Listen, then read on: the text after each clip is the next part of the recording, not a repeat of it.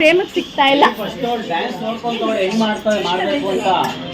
ಅಮ್ಮನು hi hi ಮಾಡಪ್ಪ. Cutie.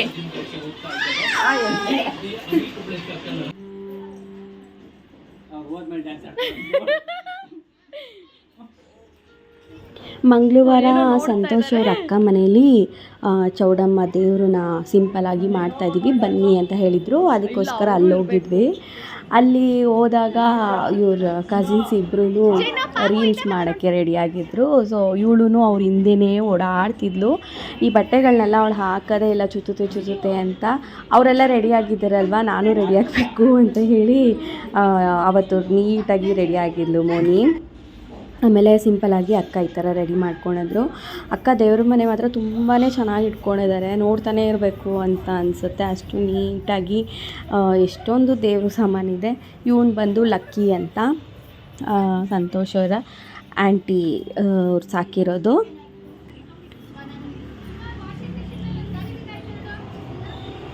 ಇನ್ನು ಚೌಡಮ್ಮ ಅಂತ ಅಂದಲ್ಲ, ಅದು ಬಂದು ಉಜ್ನಿ ಚೌಡಮ್ಮ ಬಂದು ಇವರ ಮನೆ ದೇವರು, ಅಂದರೆ ಇವ್ರ ಅಕ್ಕ ಅವರ ಮನೆ ದೇವರು. ಇವ್ರು ಬಂದು ಸಂತೋಷ್ ಅವರ ಆಂಟಿ, ಅಂದರೆ ಮತ್ತೆ ಅವರು.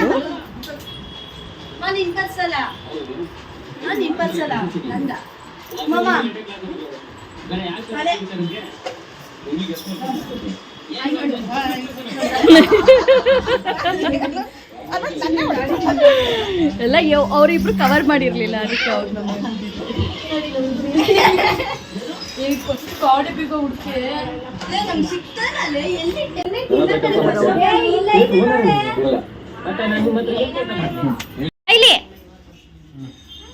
ಹಾಯ್ ಬೈಲ್ ಪೂಜೆ ಮಾಡ್ಬಾ.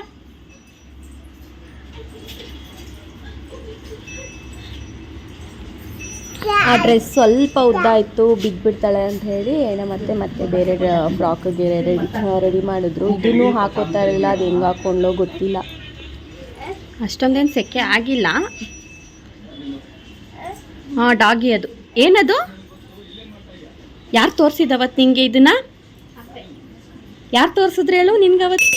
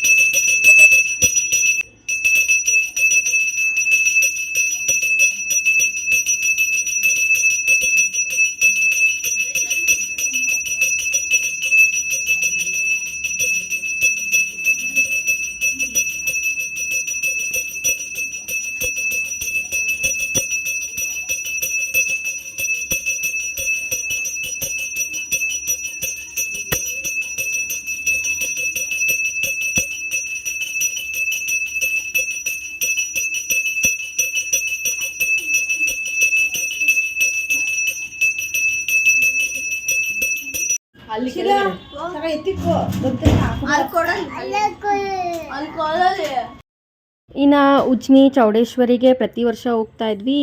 ಈ ವರ್ಷ ಹೋಗೋಕ್ಕಾಗಿಲ್ಲ. ಸಲ ಒಂದ್ಸಲ ಜಾತ್ರೆಗೆಲ್ಲ ನಾರ್ಮಲಾಗಿ ಹೋಗಿ ಒಂದು ವಿಡಿಯೋ ಮಾಡ್ಕೊಂಡಿದ್ದೆ, ಅದನ್ನು ನೆಕ್ಸ್ಟ್ ಬ್ಲಾಗಲ್ಲಿ ಅಪ್ಡೇಟ್ ಮಾಡ್ತೀನಿ. ಓಕೆ, ಬಾಯ್.